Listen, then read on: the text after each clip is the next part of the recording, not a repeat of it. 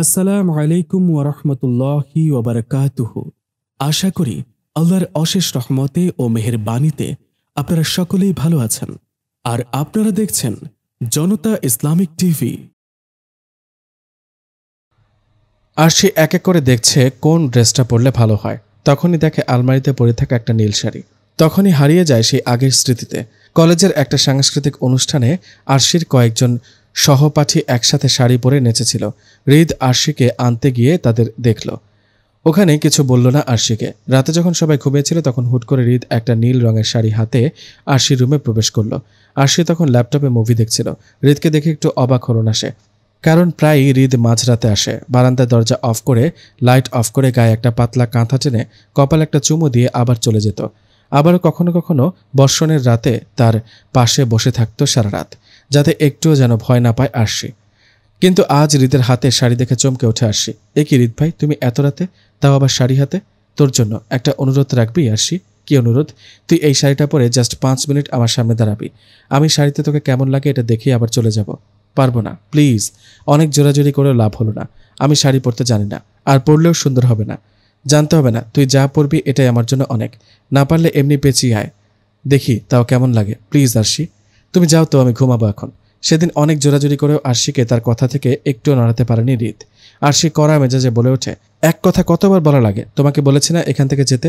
হৃদ কিছুক্ষণ নিশ্চুপ হয়ে তাকিয়েছিল আরশির দিকে। তারপর সোফায় শাড়িটা রেখে বলে ওঠে, কখনো ভালো লাগলে পরিস, হ্যাপি হব। আর এরপর আর কখনো আরশিকে শাড়ি পরতে বলেনি হৃদ। অবশেষে তাদের এই রাগ, অভিমান, খুনসুটি এগুলোর সমাপ্তি হয় বিচ্ছেদে। হৃদ কেন চলে গেল তার বাবা মায়ের কাছে অস্ট্রেলিয়া? আরশির কথা নামক প্রতিটা তীরের আঘাত হৃদের বুকের রাজ্য পাঁজরে কতটা গভীরভাবে আঘাত এনেছে তা প্রথম সিজনেই সবাই দেখলেন।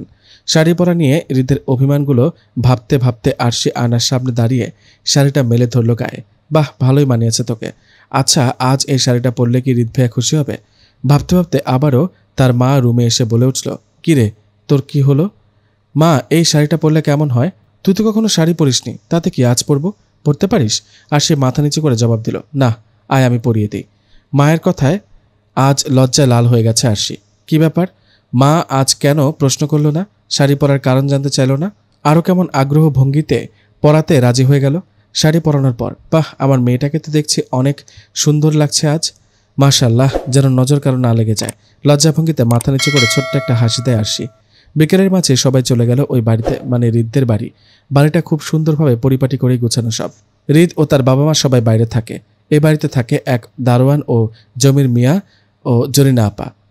জমির মিয়া ও জরিনা আপা সম্পর্কে দুজন স্বামী স্ত্রী। দুজনই এই বাসায় আগে থেকে থাকতো। সবাই যখন এখানে ছিল তখন তারা দুজনেই বাড়ির সব কাজকর্ম করত।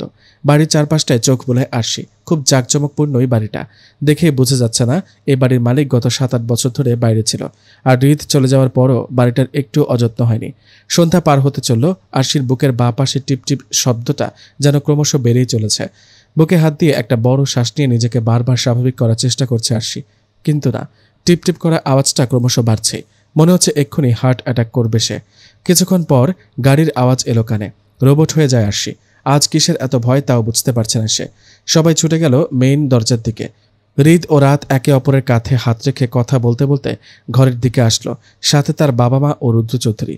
হৃদ গিয়ে সালাম করলো রাত্রি চৌধুরীকে। তুমি গেলে না কেন ফুপি? আঙ্কেল বলল তুমি নাকি যেতে ইচ্ছুক নও, তাই তাদের পাঠিয়েছ। কি, ও তোকে এসব উল্টাপাল্টা বুঝিয়েছে না?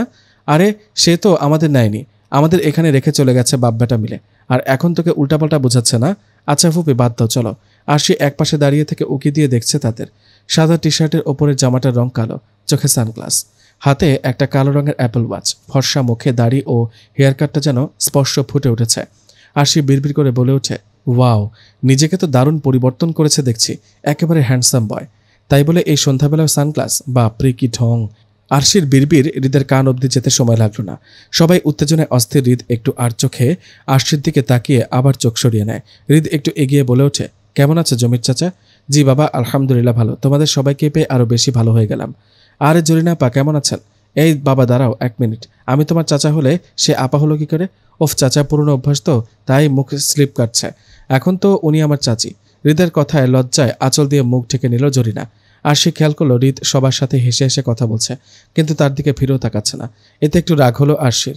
হৃদ বলে ওঠে, তোমরা কথা বলো, আমি একটু ফ্রেশ হয়ে আসি। পাশ থেকে রাত বলে ওঠে, আচ্ছা তুই যা, ফ্রেশ হয়ে আয়, আমি গাড়ি থেকে জিনিসগুলো নিয়ে আসি। তুই যাবি মানে? লোকজন আছে তো। আরে তাদেরকে বুঝিয়ে দিতে হবে না, তুই যা, তাড়াতাড়ি চট করে ফ্রেশ হয়ে আয় বলেই বাইরে চলে গেল রাত। হৃদ উপরের দিকে হাতটা ধরতেই আরশি গিয়ে পথ আটকায় তার। অভিমানী কণ্ঠে বলে ওঠে, আমায় দেখতে পাচ্ছ না হৃদ ভাইয়া? নাকি দেখেও না দেখার ভান করছো? আমি কি অন্ধ নাকি যে এরকম একটা জলজান্ত মানুষকে দেখবো না? তাহলে কথা বলছো না যে? কি বলবো? আরশি কেমন আছিস? তুই বলবি ভালো আছি, এটাই তো নাকি? হৃদের কথা একটু কষ্ট পেল আরশি, তাও একটু হাসার চেষ্টা করে বলে, আমার কেমন লাগছে আজ? আমার নয়, আগামীকাল বাবার বন্ধুদের সাথে তাদের 2-1 ছেলেও আসবে, তাদের দেখাস ও জিজ্ঞেস করিস তোকে কেমন লাগছে। হৃদ এখনও অন্যদিকে তাকিয়ে কথাটা বলল।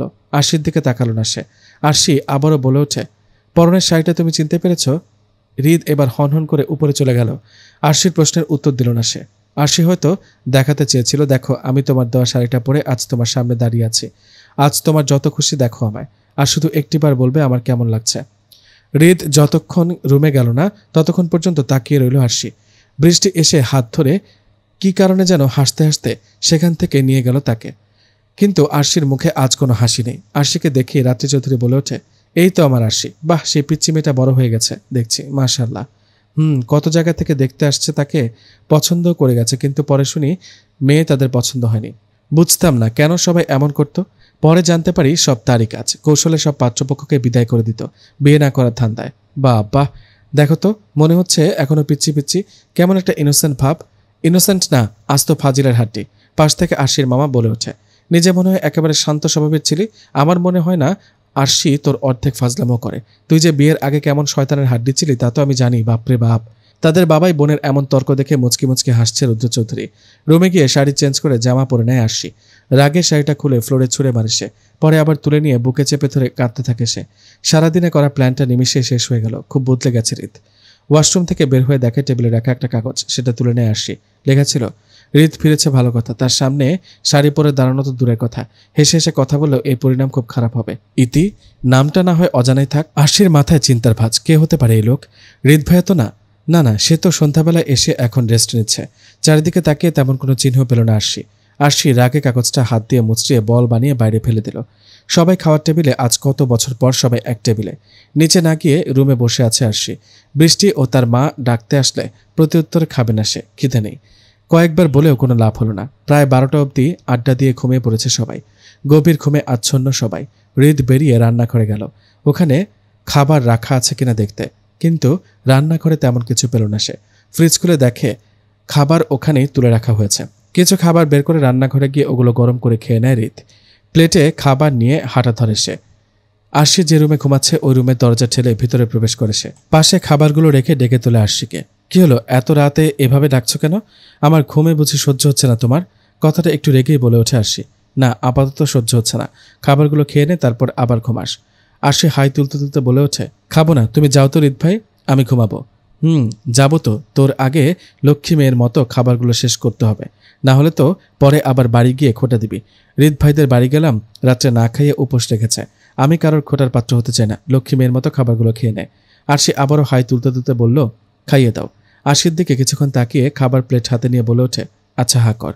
হৃদ একে একে প্লেটের সব খাবার তুলে দিল আরশির মুখে। ঘুমো ঘুমো চোখে খেয়ে নিল আরশি। তুই তো দেখছি সেই লেভেলের পেটুকরে আরশি, একটিবারও বললি না যে আর খাবো না? এতই যদি ক্ষুধা থাকে তাহলে তখন এমন ঢং করার কি দরকার ছিল? বলেই মুচকি হাসল হৃদ। উফ, যাও তো এখন ঘুমাবো। সকাল 8টা, সবাই উঠে গেছে প্রায়। শীতকালে সকাল 8টাও মনে হয় এখনো ভোর কাটেনি। গোলাপি কালারের হালকা লোমওয়ালা একটা সোয়েটার পরা আরশির গায়ে। পেছন থেকে দেখে মনে হচ্ছে একটা টেডি পুতুল। হৃদের ঘরে উঁকি দিয়ে দেখে, বাহ, কম্বল মুড়ি দিয়ে শুয়ে আছে সে। কয়েকবার ডাক দিল হৃদকে, কিন্তু হৃদের কোনো সারা শব্দ না পেয়ে টেনে উঠানোর চেষ্টা করে আরশি। এবার একটু বেশি রেগে যায় হৃদ। সমস্যা কি তোর? হ্যাঁ, আমার গায়ে হাত দেওয়ার সাহস কি করে হয় তোর? সকাল সকাল একটা অবিবাহিত ছেলের গায়ে এসে হামলা দিলি, বেশরম মেয়ে কোথাকার। এমন করছে কেন হৃদ ভাই? আমি আরশি, তোমার পর কেউ না তো। কোন দেশের প্রেসিডেন্ট আপনি? আমি তোর কে হই যে এইভাবে টেনে তুলছিস আমায়? একজন মেয়ে হয়ে ন্যূনতম লজ্জাটুকু তো থাকা দরকার তোর। যা বের হও রুম থেকে। তুমি আমার সাথে এমন করো কেন হৃদ ভাই? সেদিনের ভুলের জন্য শাস্তি দিচ্ছ আমায়? আমার উপর এখনো রাগ করে আছো তুমি? আম্মু! হৃদের ডাক শুনে রুমে আসলো তার মা। কিরে, কি হয়েছে? এভাবে সারের মতো চেঁচাচ্ছিস কেন সকাল সকাল? নিজের বাড়িতেও কি একটু শান্তিতে ঘুমানোর অধিকারটুকু আমার নেই? এই সকাল সকাল কেন এসব উস্কো ঝামেলা এসে হাজির করলে আমার সামনে? যত সব ফাউল কার্যকলাপ। হৃদের মা একটু শান্তভাবে বলে উঠল, আরশি তুই যা তো, আমি দেখছি। আরশি অবাক দৃষ্টিতে চেয়ে রইল হৃদের দিকে। সারাদিন আর হৃদের সাথে কোনো কথা বলেনি আরশি। আজ সন্ধ্যা হৃদের বাবার বন্ধুরা আসবে এ বাড়িতে। এত বছর পর দেশে আসলো তারা। সন্ধ্যার সময় মেহমানরা আসতে শুরু করলো একে একে। হৃদ ও রাত মিলে সামলাচ্ছে সব। দু একজন স্মার্ট ছেলেও আসছে দেখছি। আরশি আর বৃষ্টি তখন সিঁড়ি বেয়ে নিচে নামছিল। হৃদ হুট করে আরশির পাশ দিয়ে যেতেই কানের কাছে মুখ নিয়ে বলে ওঠে, পার্টির কোনো ছেলের দিকে নজর দিয়েছিস তো 13:30টার চায়না নিউজে খবর আসবে আরশি নামক এক মহিলাকে হত্যার দায়ে হৃদ নামক এক মহামানব গ্রেপ্তার। বলেই সেখান থেকে সরে গেল হৃদ। পার্টির চক্করে হৃদের কথা ডান কান দিয়ে ঢুকে বাম কান দিয়ে বেরিয়ে গেল আরশির। একটা ছেলে এসে আরশির দিকে হাত বাড়িয়ে বলে ওঠে, হাই। আরশিও হাত মিলিয়ে বলে ওঠে, হ্যালো, আমি মাহিম খান, খান ইন্ডাস্ট্রির মালিকের একমাত্র ছেলে। ওয়াও। আরশি পাশে ফিরতে দেখে হৃদ তার দিকে রক্তিম চোখে তাকিয়ে আছে। এবার যেন একটা উত্তম সুযোগ পেল আরশি। হৃদের রাগী লোককে পাত্তা না দিয়ে এবার অন্য একটা ছেলের সামনে গিয়ে নিজে হাত বাড়িয়ে বলে ওঠে, হাই, আমি আরশি। আমি Zishan, nice to meet you. Hrid এবার নিজের ঠোঁটটা দাঁত দিয়ে চেপে ধরে চারপাশটা তাকায়। না, সবাই ব্যস্ত দেখছি। দ্রুত পায়ে আরশির কাছে গিয়ে হাত ধরে হ্যাঁচকা টানে সেখান থেকে সরিয়ে আনে তাকে। টানতে টানতে সিঁড়ি বেয়ে সোজা উপরে নিয়ে যায় তাকে। রুমে নিয়ে গিয়ে ছেড়ে দেয় হৃদ। তার আমি তো দেখছি এখনও সে আগের মতোই আছে, কিন্তু বদলে গেছি আমি। আগের মতো তোর সব মেনে নিব না আমি। পার্টি শেষ হওয়া অবধি চুপচাপ রুমে বসে থাকবি। যদি তোকে আরেকবার নিচে দেখেছি তো ওখানেই হাত পা ভেঙে ফেলবো। ভাইয়া প্লিজ এমন করো না, আমি জাস্ট তোমায় একটু খেপাতে চেয়েছিলাম, আর কিছুই না। প্লিজ, এই কানে ধরছি, আর কোনো ছেলের সাথে কথা বলবো না। আরশির কথায় পাত্তা না দিয়ে প্রস্থান করল হৃদ। যাওয়ার আগে বাইরে থেকে দরজা লক করে দিয়ে গেছে। হৃদের বাবার বন্ধু ফাহিম সাহেব হৃদকে বলে ওঠে, তো বাবা, তোমার স্ত্রীকে তো দেখছি না। তোমার বাবাকেও এই ব্যাপারে জিজ্ঞেস করলাম, মনে হয় সে যেন আকাশ থেকে পড়ল। হৃদ একটু অবাক হয়ে বলল, কার স্ত্রী আঙ্কেল? কি আজব। আরে ওই যে তোমার জন্মদিনের পার্টিতে যার সাথে স্ত্রী বলে পরিচয় করিয়ে দিলে, কি যেন নাম তার? পাশ থেকে রাত হৃদের কানে কানে বলে ওঠে, বিয়ে করার আগে কার বউকে নিয়ে হাজির হয়েছিলি তার সামনে? আরে ধুর আজব, অন্যের বউকে নিয়ে কেন আমি টানাটানি করব? আমি কি ওরকম ছেলে নাকি? আমার চরিত্র হলো ফুলের মতো পবিত্র। রাত এবার আগ্রহ দৃষ্টিতে বলে ওঠে, কাহিনীটা কি আঙ্কেল, একটু খুলে বলুন তো। তোমরা আমার সাথে মজা করছো নাকি বুঝতে পারছি না। আরে হৃদ, ওই যে জন্মদিন পার্টিতে একটা মেয়ের সাথে আমাদের সামনে এসেছিলে, বললে হুট করেই বিয়েটা করে ফেলেছো তোমরা। তোমাদের জন্য দোয়া করতে। ওহ, মনে পড়েছে মেয়েটার নাম। আর মাঝপথে থামিয়ে দিয়ে হৃদ বলে ওঠে, ও আঙ্কেল মনে পড়েছে, একটু সাইডে আসুন, আমি সব বলছি। পেছন থেকে রাত বলে ওঠে, কিরে হৃদ, তোর বউ আসলো কোথা থেকে? রাত তখন প্রায় একটা। কনকনে ঠান্ডায় কম্বল মুড়িয়ে ঘুমিয়েছিল আরশি। রুমটাও খুটখুটে অন্ধকার, নিঝুম পরিবেশ। হাতের তালুতে একের পর এক আঘাতে হাতটা লাল বর্ণ করে ফেলেছে। ঠান্ডায় প্রতিটা আঘাত যেন আঘাত স্কোয়ারে পরিণত হচ্ছে। আচমকায় এমন হওয়ায় জ্ঞানশূন্য হয়ে পড়েছে আরশি। লোকটার মুখে মাস্ক, অন্ধকারে মুখটাও দেখা যাচ্ছে না তার। যতটুকু দেখা যাচ্ছে তাতে মাস্ক পরা তা দেখা যাচ্ছে, কিন্তু কে এই লোক চিনতে সক্ষম হলো না আরশি। একটা কাগজ রেখে হুট করে চলে যায় সে। লজ্জা করে না পরপুরুষের হাতে হাত রেখে কথা বলতে? এরপর কোনো ছেলের সাথে এমন ঘষাঘষি করতে দেখলে পরিণামটা আরো ভয়ঙ্কর হবে। ভয়ে আরশির শরীর থরথর করে কাঁপছে। বাম হাতের তালুটা রক্ত জমাট পাথা লাল হয়ে আছে। কান্না করতে পারছে না, নিচের ঠোঁটটা প্রচণ্ড গতিতে কাঁপছে তার। কারণ সে লাইফে কখনো এমন আঘাতপ্রাপ্ত হয়নি, আর এমন কোনো ভয়ঙ্কর সিচুয়েশনে পড়েনি। সকালে ঘুম থেকে উঠে দেখে হাতের তালুটা লাল হয়ে ফুলে আছে, ব্যথাও করছে খুব। হাতটা সবার চোখ থেকে আড়াল করে রেখেছে আরশি। আরশি চায় না এই ব্যাপারে কেউ জানুক। জানলে হয়তো অনেক জবাবদিহি করতে হবে তাকে, বিশেষ করে হৃদের কাছে। সকালের খাবার শেষে হৃদ আশিককে বলল, আজ আমার সাথে কলেজে যাবি, যা চটপট রেডি হয়ে নে। পাশ থেকে হৃদের মা হাঁটতে হাঁটতে তার সামনে দাঁড়িয়ে বলে ওঠে, 2 দিন হলো মেয়েটা এখানে এসেছে, থাকুক না, মজা করবে, সব করবে। এই 2-1 দিন না হয় কলেজে না গেল সে। আম্মু, কয়েক মাস পর ওর ফাইনাল এক্সাম, এখন কোনো ফাঁকে দেওয়া চলবে না। আর সে করুণ সুরে বলে ওঠে, আজ না গেলে হয় না? আমি তোকে জিজ্ঞেস করেছি, চুপচাপ রেডি হয়ে নে। আর সে জোর গলায় বলে ওঠে, ভাইয়াই তো আমাকে প্রতিদিন দিয়ে আসে, আমি ভাইয়ার সাথে যাব। রাত বলে ওঠে, হৃদ নিতে চাইছে, সমস্যা কি? আমি নিয়ে যাওয়া আর হৃদ নিয়ে যাওয়া তো একই কথা না? এক না। যাই হোক, আমি আজ তোর সাথে যেতে পারবো না, হৃদের সাথে যা তুই। ঠোঁট ফুলিয়ে মনে মনে হৃদকে 100টা গালি দিতে দিতে রুমের দিকে হাঁটা ধরল আরশি। হৃদও গিয়ে রেডি হয়ে নিল। দুজনের রুম থেকে একসাথে বের হলো। আরশিকে দেখে রীতিমতো অবাক হলো হৃদ, কারণ হৃদের গায়ে একটা কালো শার্ট ও কালো প্যান্ট পরা, আর আরশির গায়েও একটা কালো জামা। আমার সাথে ম্যাচিং করে পরার কারণ, যাতে লোকজন ভাবে আমরা। আরশি রাগী ভাব নিয়ে আবার নিজের রুমের দিকে হাঁটা ধরল। আবার কোথায় যাচ্ছিস? জামা চেঞ্জ করতে? বাপরে, তেরামি তো দেখি এখনো কমেনি। কানের নিচে 2টা দিলে ঠিকই কথা শুনবি, চল। আরশি বাইরে গিয়ে দেখে একটি নতুন বাইক। হৃদ উঠে স্টার্ট দিয়ে বলে, ওঠ। বাইক কেন? গাড়ি দিয়ে যাব আমি। কথা বাড়াস না আরশি, এমনি মাথা গরম করে ফেলেছিস তুই। উঠতে বলেছি, ওঠ। এই বাইক কার? আমি তো প্রথম দিন কোনো বাইক দেখিনি এই বাড়িতে। এটা চুরি করে এনেছি, তোর কোনো প্রবলেম? চুরি করা বাইকে আমি চড়তে যাব কেন? ওরে মাবুদ রে, দড়ি ফালো, আমি উঠেও যাই। বইন, এটা কাল কিনছি, আজ সকালে দিয়ে গেছে, এবার চল। আরশি হৃদের পেছনে বসলো। হৃদ বাইক নিয়ে নেমে গেল রাস্তায়। আরশি হৃদের থেকে হালকা দূরত্ব বজায় রেখে বসে আছে। ইদানিং কেমন জানি হৃদকে ভয় লাগে তার। আসতে চালো, আমার ভয় লাগছে। এভাবে করোনা সতর্কতার মতো 3-4 ফিট দূরত্ব বজায় রেখে বসলে তো ভয় লাগবে। ধরে বস। কি ধরবো? আমার মাথা। তোমার মাথা তো হেলমেট, তাহলে কিভাবে ধরবো? হৃদ এবার বাইক থামিয়ে বলে ওঠে, নাম। আরশি, তোকে নামতে বলেছি, নাম জিজ্ঞেস করিনি। এই মাঝ রাস্তায় কেন নামবো? তুই যেভাবে বসলি তাতে পড়ে যাওয়ার সম্ভাবনা 90%-এরও অধিক। আমি কোনো রিস্ক নিতে চাই না। তুমি তো কাল সকালে বলেছ যাতে তোমার গায়ে হাত না দিই। আর এই মাঝ রাস্তা থেকে কিভাবে যাব? আচ্ছা, তুমি অনুমতি দিলে আমি ধরে বসছি, শক্ত করে ধরে বসবো। গুড বয় টুকু গার্ল। হৃদ আবারও চালাতে শুরু করলো। আরশি পেছন থেকে শক্ত করে জড়িয়ে ধরে কাঁধে মাথা রাখলো হৃদের। হৃদ আবারও থামলো। আবার কি হলো? তোর কি লজ্জা শরম সব গেছে? এই খোলা রাস্তায় কেউ এভাবে ধরে? তোকে আমি শুধু ধরে বসার অনুমতি দিয়েছি, জড়িয়ে ধরতে বলিনি। আরশি মুখটা গোমরা করে বলে ওঠে, আমার ভয় করছিল তাই।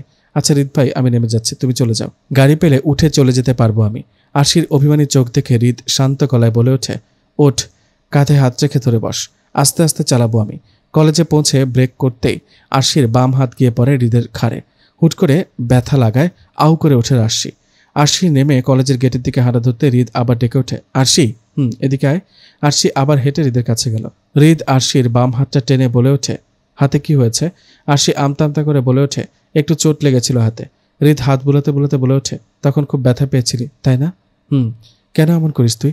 আচ্ছা যা, ভেতরে যা, দেরি হয়ে গেছে এমনিতেই। আরশি একটা হাসি দিয়ে চলে গেল। হৃদ ততক্ষণ এক দৃষ্টিতে তাকিয়েছিল যতক্ষণ আরশিকে দেখতে পাচ্ছিল সে। ভেতরে প্রবেশ করতে দেখে ক্লাস অলরেডি শুরু হয়ে গেছে। এখন ম্যাথ ক্লাস মকবুল স্যারের। স্যারের রাগে থরথর করে কাঁপতে থাকে স্যারের ক্লাসের মেয়েগুলো। ছেলেরাও অনেকে ভয় পায় স্যারকে। বাইরে দাঁড়িয়ে দোয়া দুরুদ পড়তেই বলে দিল, মে আই কামিং স্যার? ভেতর থেকে একটা ছেলে কণ্ঠ বলে উঠল, ইয়াস কামিং। ভেতরে গিয়ে অবাক হয়ে আসি, একটা ছেলে বয়সী লোক ক্লাস করাচ্ছে। আদ্রিতার পাশে গিয়ে বসে আসি। তাকে জিজ্ঞেস করতে জানতে পারে মকবুল স্যারের স্ত্রী নাকি প্রেগনেন্ট ছিল, এই কয়েকদিন ধরে জটিল অবস্থা, তাই তিনি কয়েকদিনের ছুটিতে গেছেন। তাই মকবুল স্যারের ক্লাসটা এই ছেলেটাই করাবে। আরশির কাছে গিয়ে কিছু জিজ্ঞাসাবাদ করলো ছেলেটা। মাথা নিচু করে উত্তর দিল আরশি, নেক্সট টাইম ঠিক সময় আমার ক্লাসে আসবেন। Okay sir. ক্লাস চলাকালীন বাকি সময়টা আরশি খেয়াল করলো ক্লাস করানোর ফাঁকে ফাঁকে মাঝে মাঝে তার দিকে তাকাচ্ছিল ছেলেটা। এতে একটু অস্বস্তি লাগছিল আরশির, তাই ক্লাসে আর তেমন মনোযোগী হতে পারেনি সে। তার চোখ শুধু টেবিলের খাতার দিকে স্থির ছিল। ক্লাস শেষে গেটের বাইরে দাঁড়িয়ে অপেক্ষা করছিল আরশি। হৃদ অথবা ভাইয়া আসলেই চলে যাবে সে। আরশির পাশে এসে দাঁড়ালো তখন ক্লাস করানো ছেলেটা। হাই আরশি, দাঁড়িয়ে আছো যে, যাবে না? ওহ সরি, তুমি করে বলে ফেললাম। ইটস ওকে স্যার, তুমি বয়সে আমার কয়েক বছরের ছোটই হবে, তাই তুমি করে সম্বোধন করলাম, প্রবলেম নেই তো? নো প্রবলেম স্যার, চলো যাই। আসলে স্যার ভাইয়া আসবে আমায় নিতে। ও আচ্ছা। তখনই হৃদ এসে দাঁড়ালো তার সামনে। এটাই তোমার ভাই? আচ্ছা যাও তাহলে, গুড বাই। এটা বলে আরশির দিকে হাত বাড়ালো ছেলেটা। আরশিও যেন এই সুযোগটা হাতছাড়া করতে চায় না। হৃদকে জেলাস করার ছোটখাটো সুযোগগুলোর মাঝে এটাও একটা। আরশি হাত মিলিয়ে বলে ওঠে, সাবধানে যাবেন স্যার। হৃদ কিছু না বলে ছোট্ট করে বলে ওঠে, ওঠ। আরশি উঠে বসলো আর হৃদ টান দিয়ে চলে গেল। সারাটা পথ আরশির সাথে কোনো কথা বলল না হৃদ। চুপচাপ বাইক নিয়ে বাড়ি পৌঁছে গেল সে। বৃষ্টি ও আরশি বসে আছে একসাথে। বৃষ্টির ফোলা পেট দেখে আরশি কৌতূহলীভাবে বলে ওঠে, আচ্ছা ভাবি, এই সময়টায় অনুভূতিটা কেমন হয়? অন্যরকম একটা অনুভূতি, যা ভাষায় প্রকাশ করার মতো না। শুনলাম নাকি অনেক কষ্ট হয়। যখন সন্তান কোলে আসবে, তার কান্নার শব্দ কানে আসবে, তখন সব কষ্ট সার্থক হয়ে যাবে। তখন মনে হবে এসব কষ্ট কিছুই না। আমারও না ছোট ছোট বাবু বেবি, এদেরকে খুব ভালো লাগে। কারো কাছে দেখলে ইচ্ছে করে চুরি করে নিয়ে চলে আসি, খুব আদর করতে ইচ্ছে করে আমার। কিন্তু আমাদের বাড়িতে কখনো একটা বেবি পেলাম না। তোমার বেবির জন্য তো আর তর্স হয়েছে না আমার, তাই না? আচ্ছা, বাবাকে বলবো তোমাকে যেন তাড়াতাড়ি কারো গলায় ঝুলিয়ে দেয়। এমনিতেই তো প্রতিবার পাত্রপক্ষকে ভাগিয়ে দাও, কারণ কি রে? আর সে একটু অভিমানীভাবে বলে ওঠে, ঘরে পাত্র রেখে বাড়ির বাইরে কালেকশনের কি দরকার? মানে? আর সে বৃষ্টিকে ইশারা করে কানে কানে বলল। বৃষ্টি গালে হাত দিয়ে অবাক চোখে বলে ওঠে, সে কি রে আরশি, একসময় তো তুমি তাকে সহ্যই করতে পারতে না, আর এখন তার প্রেমে হাবুডুবু খাচ্ছ। তুমি প্রমিস করো, আমি না বলা অবধি তুমি এই কথা কাউকে বলবে না। আচ্ছা বলবো না, আগে বলো কবে থেকে তুমি তার ফাঁদে পড়ে গেলে? জানি না। ওই দিন রাতে অচেনা লোকটা আবার এসেছিল আরশির ঘরে। এবার আর আঘাত করেনি, কপালে একটা চুমু খেয়ে একটা কাগজ রেখে চলে গেল। কাগজে ছিল ছোট্ট একটা মেসেজ, তোমার বেবি খুব ভালো লাগে তাই না? আমি সেটাই করব যা তোমার ভালো লাগবে। অপেক্ষা করো, বিয়ের পর প্রতি বছর তোমার জন্মদিনে উপহার থাকবে একটা করে বেবি। হাতে আপেল নিয়ে তা ছুরি দিয়ে কেটে কেটে বৃষ্টির মুখে তুলে দিচ্ছে রাত।